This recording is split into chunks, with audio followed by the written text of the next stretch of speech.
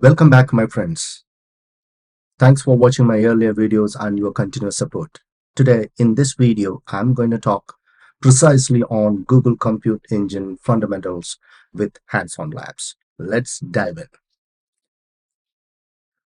Google Compute Engine is a computing and hosting service that lets you create and run virtual machines on Google infrastructure. Compute Engine offers scale, performance, value that lets you easily launch large compute clusters on Google's infrastructure.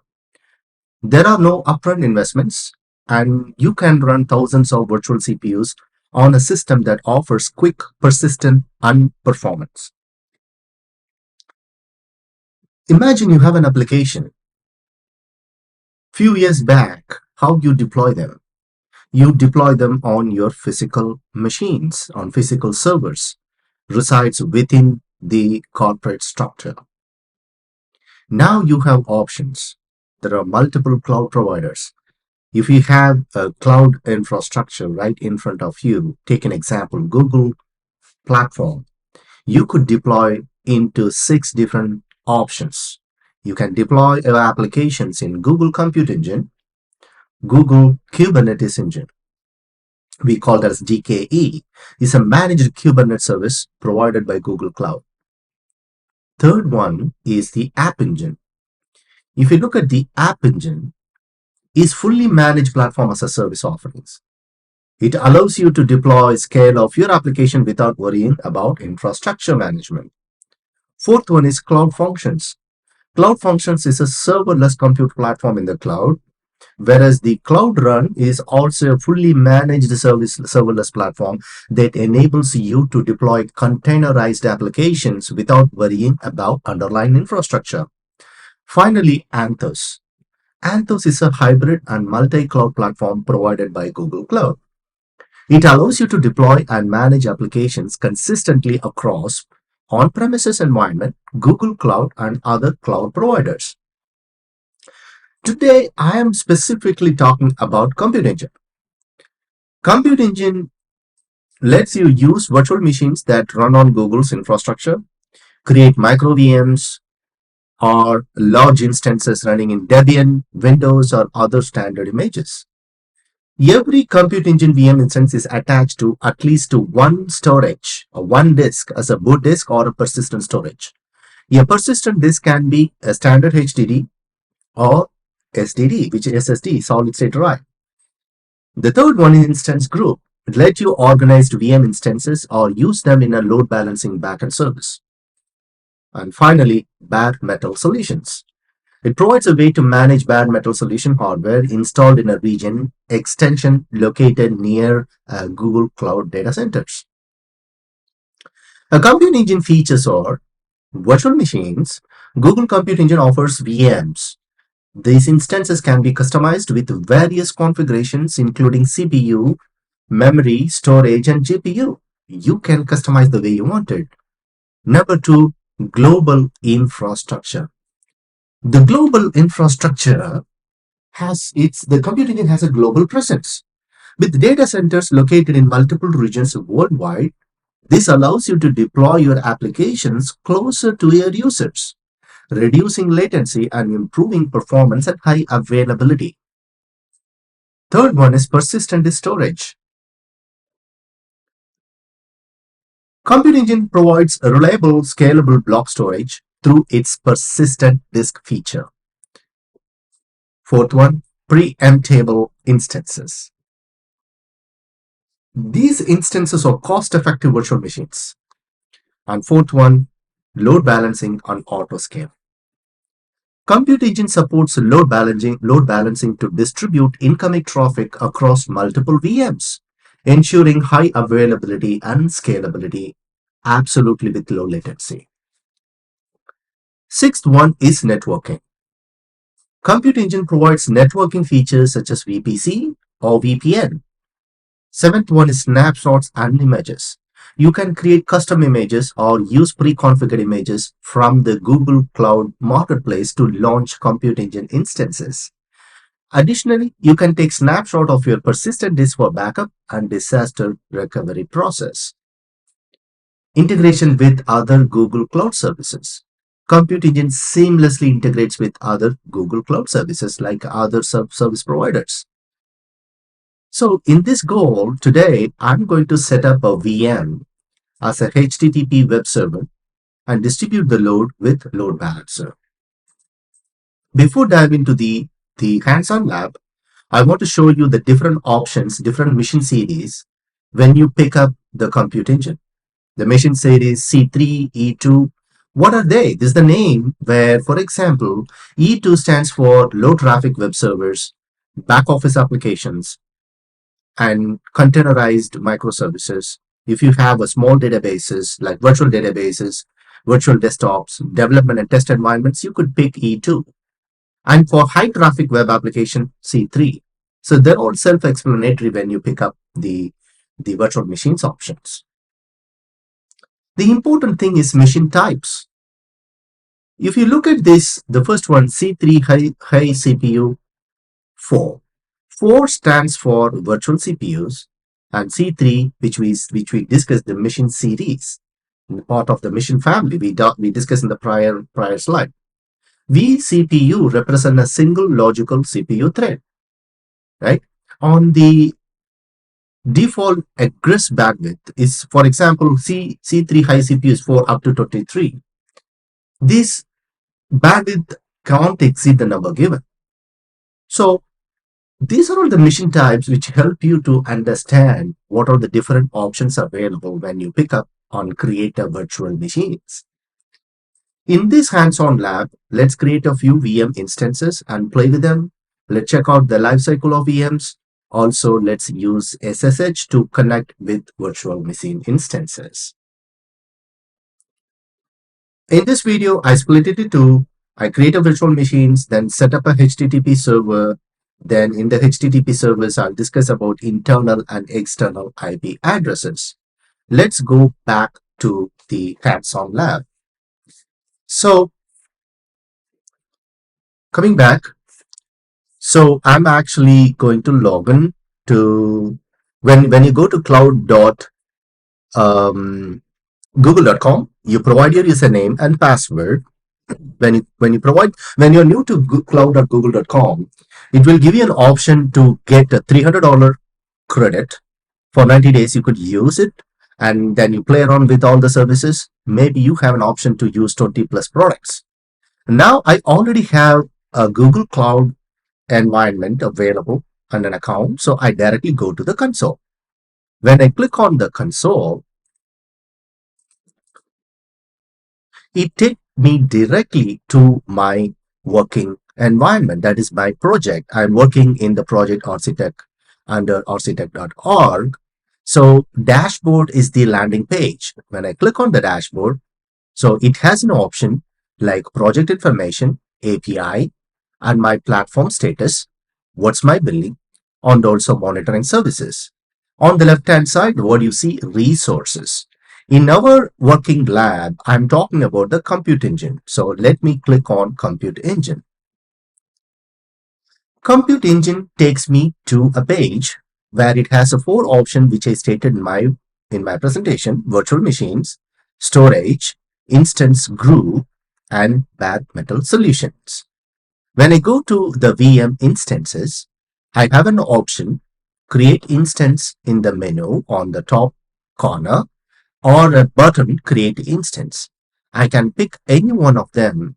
In this console, there is one other thing I want to note about. If you want to learn about something about this specific topic, there are a quick way to do is click the learn, also take a quick start. Both ways you can look at that specific topic. Also, when I click this create instance, for every step, there is a question mark where I can hover my mouse. It will give me an option saying that what the rules or also the best practices associated with that. For an example, when I click on create VM, it automatically chose the name by default. I can change the way I want it. I'm going to leave the default as is, and the region is basically the location of where in my specific server be created. A region is a specific geographical location where you want to run your resources. By default, it uses US Central 1 in Iowa, and there are 4 zones, which is US Central 1A, B, C, and F. So what zone? Zone is an isolated location within a region. The zone determines what computing resources are available and where data is stored and used. It's certainly needed when you pick the region. So you could pick out of 4, you could pick any of this. So I'll keep this default. On the right hand side, you see pricing summary. I'll come back a little later. In the machine configuration, there are 4 options: general purpose, compute optimized, memory optimized, and GPUs. When I choose general purpose by default, it has a machine series E2. E2 is for CPU platform for the low load, which we discussed that earlier, right? And if you want a higher class, you could choose the different machine series. When I choose this different series, the pricing summary will be calculated automatically based on the configuration. In this instance, I'm picking up the default one, which is E2. And also, I have an option to choose the other machine configuration like compute optimized, memory optimized, and GPUs. So in this scenario, I'm using E2, which is a general purpose. In the general purpose, the machine type, I have preset and custom. Let me go to preset, and in this preset, I have multiple options, which is E2 medium 1 to 2 V CPU, the logical CPU, and micro and small. So when I choose this, it automatically chooses the pricing summary, calculates based on that. So let me pick the default one, which is 2 virtual CPUs and 4 GB RAM. And advanced configuration, there are different options available, like enable the display device, also confidential VM service. It is for any specific data, let's say healthcare data, that you don't want even to Google look at it. So the data is actually encrypted and you have a key for it. For example, when I hover to it, this service adds protection to your data in-house. Even Google data have access to it. So container, we discuss about that later. So let's keep this default. Boot disk. Boot disk, for this name, I have a size of 10 GB and the license type, which is free, right? Image says Debian GNU Linux 11. If I want to change, I click this change button and I can choose the operating system based on the available operating system listed out in the Google platform. So I can pick up the Debian, which is the default one, the version, and also multiple versions available. So I can pick up the way I want it. Also, it is depending upon my application. If my application is dependent on, let's say, the most latest version or deprecated version, I have multiple options available. And the size of the disk is 10 GB right now. I keep this as a default. And also, you have an option to deletion rule, keep the boot disk or delete the boot disk. All different options, I keep that as a default one, right? So I click cancel, I go back, and the firewall is basically, as a part of our exercise, I am going to enable a firewall configuration to allow all HTTP traffic. I click on this, then I go to the advanced options. So I'll keep whatever the default one as is. So one thing I will go back and revisit later is the under management. You have an option to create a bootstrapping, which is the startup script. So I can choose the startup script to minimize the execution options and startup time. So after the server is back up and running, so I don't have to create commands or list of commands to bring the proper configuration I wanted. So that's why, to minimize the time, I could encapsulate the startup scripts over here. So now going back to the bare minimum configuration without a startup script option. So I want to show you how it works. So if I run this, the approximate monthly estimate says $25.46. Now let's click the button create. It will create the instance, but before, one more thing, there is an equivalent code It's basically if you want to run on your own, so you could just copy this commands and paste it in your notepad for future use and references in case if you want to build custom image. So that is one thing I would love to keep a record of it. So this is a very good option if you want to learn more details about server administration. This is going to help you a lot. Now I'm going to click create. This is going to take a little longer, so I will wait for a few seconds to come up. Good. It took 74 seconds to build this virtual machine based on the configuration. It created the name instance 1, the default one, under US Central 1A, and creator type, and the machine type is E2 medium. And then it has two columns: internal IP, external IP. Internal IP is within the network, external IP is outside the network. So you could access this server using this IP address using the internet connection. Let me click on this. When I click on it, it says the site cannot be reached because it is basically running and I don't have like an Apache. So basically what does that mean is I will go and create in later point, but now this is how I brought the server up. And basically let's rerun it. And you see this IP address. Now there is something called connect column SSH. Let me click on it. When I click on this, it is basically giving me an option to authorize. You see this, the pop-up, it says authorize. I click authorize button. You see the prompt, $prompt came, and you are now able to run Unix command and check the consistency and the status of the server. Now I go back and refresh the page and it doesn't, the site cannot be reached because as I stated, I don't have Apache installed. So now I'm connecting to SSH and I'm going to run few commands. So now ls, and I'm going to connect to sudo because I'm going to install few updates of the operating system or any patch. This command is going to bring up. Now I'm going to install Apache. Apache is a web server, so my HTTP server needs Apache so that I could build database driven websites or static websites based on that. But regardless of the situation, I need Apache for my website to come up. So I installed Apache. Now let's say I'm going to run Hi from my first virtual machine. That is dollar host name. Anytime dollar raise host name I'm going to copy this to for www.html.index.html. This file, the output of echo is basically copied to index.html, resides under for www.html. Let me go to for www.html, now cat index.html.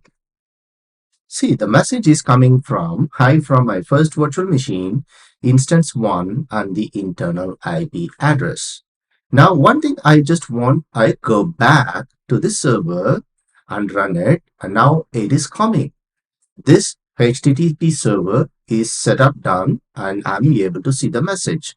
Now, one additional thing I want you to learn about start and restart the Apache server.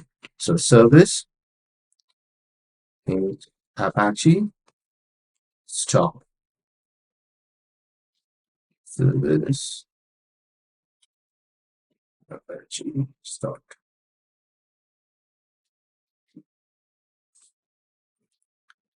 So now let me type service Apache 2.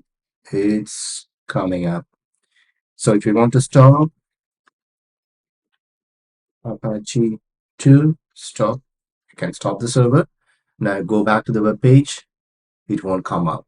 So go back here and then start the button. The Apache server is started. Now I go back. Now I'm able to build the virtual machines and able to configure the HTTP server. Now let's go back to the presentation. There is another thing is about the setting up the server One item I want you to understand is the internal and external IP address. The internal IP address and external IP address are critical because the external IP address are internet addressable. The internet, which is internal, which is a private IP address or internal to a corporate network, you cannot have two resources with the same public external IP address. However, you two different corporate network can have resources with same internal private IP address. All virtual machines, virtual instances are assigned at least one internal IP address. The creation of external IP address can be enabled for VM instances. And let's take a quick look at it, how I can able to create a new the static IP address, on what the difference between internal and external, how I can able to assign. There is one other thing that I also want you to understand is a static IP that can be switched from another VM instance in the same project. So let's take a quick look at it and see in the demo. So going back to my VP, and then in this virtual machine VM, you see this external IP address. I'm going to copy this and I'm able to access my web server through this, my website through this IP address. Now, when I go back and stop this, the IP address most likely gonna be recycled. So what does that mean is I'm going to get a new IP address. So what that happen is if I use this IP address, I will not be able to render this page. So let's see what happens. The server is stopped, and if you notice this, the value under the column external IP address is null. It means the IP address is gone. So I am going to resume by clicking these three dots. When I click it, this small pop-up pops in, and I'm going to click start and resume, and I click start button. So it's going to take a little longer to bring the server back. Let's stay tuned. You see this server is started, it restarted, and you look at this external IP 34, 30, 39 to 30. Whereas our original IP address was this one, it has changed with the new IP address. So the new IP address, for example, if I go back to this page and I click, nothing will come because it's not going to identify this IP address. Whereas if I go back and click on this data will come back. My website is rendered under a new IP address. Now, how I can able to fix it? So when I go back to the search window, I can search on IP address. When I go to the IP address, you click on this product and pages, click IP addresses. Now I go and see there are two IP addresses already existed. One is 3430, 39 that is the original one created when I actually created this instance. And then there is an internal IP address. And you see this reserve external static address and reserve internal static IP address. Click on the reserve external static IP address. So I am going to create my first static address, which is the name of the IP address, because remember there is a cost involved associated with that, and it comes back with the two options: network service tier, premium and standard. I'm gonna create premium, and IP version is IPv4, and it is regional or global. I just choose that region because that's by default it is what it is, so I'm not going to change right now. I just want to showcase what the static IP address is for. This region is same US Central 1 Iowa attached to, when I click on it, it will pop up my IP, my VM. So the instance underscore instance -1 is the name of the instance. Then I click reserve. When I click reserve, important thing is you see this VM instance were created with the 34, 30, 39 to 30 in few minutes. This IP address linked to this VM1 instance 1 will be gone. Let's stay tuned. You see this one after the IP address is created. Now this new IP address, which is the static IP address 34.224.236.228, is assigned permanently to my VM instance 1. Now if I go back to this IP address, will not be able to access this. And also if I go back to this, I will not be able to access this. So going back to this, so this is the new IP address 35.224.236.228. So when I go back to this, I'm able to access. If I go back to my VPN, not VPN, VM, I can able to bring this server down. Let's go back to this compute engine and virtual machine. In this virtual machine, let's say this is the IP address 35.224.236.238, which is the static IP address. Now I'm going to stop my virtual machine. Even after I start and resume it, the IP address would remain same. Let's test it quickly. Stop. Remember, this server is stopped right now, and go back to the external IP address. It remain unchanged. Why? Because we created a static IP address and we reserve the IP address for this virtual machine instance -1. Now let's go back to the presentation. And one important thing before we go back to the presentation, the one important thing is, if you are not using the virtual machine while you are learning, you better stop this virtual machine, because otherwise every running there will be a cost incurred with this. Also, there is an IP address that you actually reserved. That's also an additional cost associated with that. If you are not using it, you go back and delete it. So, but right now I will go back to the presentation and see what's pending. So now we discussed about the compute engine hands-on internal and external, and let's see what the next one, which is compute engine hands-on bootstrapping with startup script. So remember the script which we created to install the Apache, install the patches, also configure the HTTP server with index.html. I want to put everything in a startup script. That's basically called bootstrapping. So let's see how we could quickly do this. So go back to the console. In the console, I go back and see my instances. I go back this instance and I delete this instance. So you could quickly delete it, and there is no cost involved with this. Remember, if you're not running anything, if you're not using, it's better to stop this instance. Otherwise, there is a running cost involved associated with that. And in our scenario, we have an IP address. I'm also going to clear that IP address as well. So this IP address, I am going to release this IP address. Click on it. There you go. Release the static IP address. I'm going to release it, so there won't be cost incurred for my activity. Now in this scenario, now I'm going to bootstrap it. So going back to my Google Cloud, and I go to my compute engine, and quickly I'm going to create a VM using this create instance. I use everything by default. I'm not going to change anything, but in here I'm going to choose allow HTTP traffic in the advanced option under management. So I'm going to remove the equivalent code to save some space. In this startup script, I'm going to copy this, paste this command. It's bin bash apt update apt -y install Apache. What does that Y stands for? It asks for Y, yes or no. I'm choosing Y to install Apache. Then echo world, basically, let's say I got some hi from my new server or virtual machine.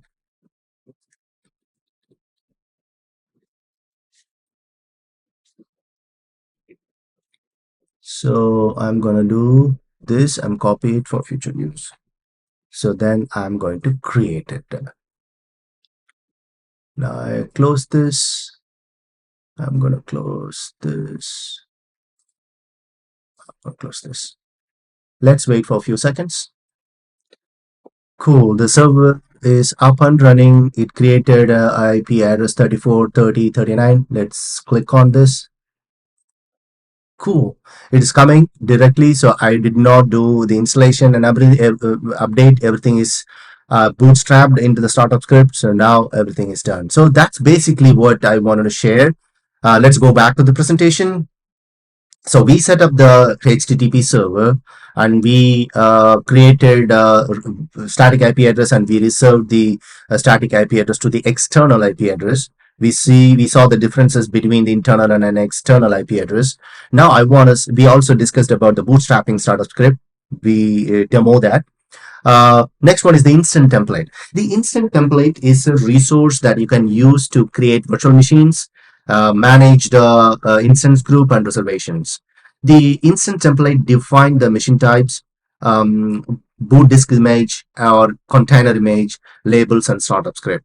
So why you need the instant template? For example, in an organization, you just built a virtual machine, right?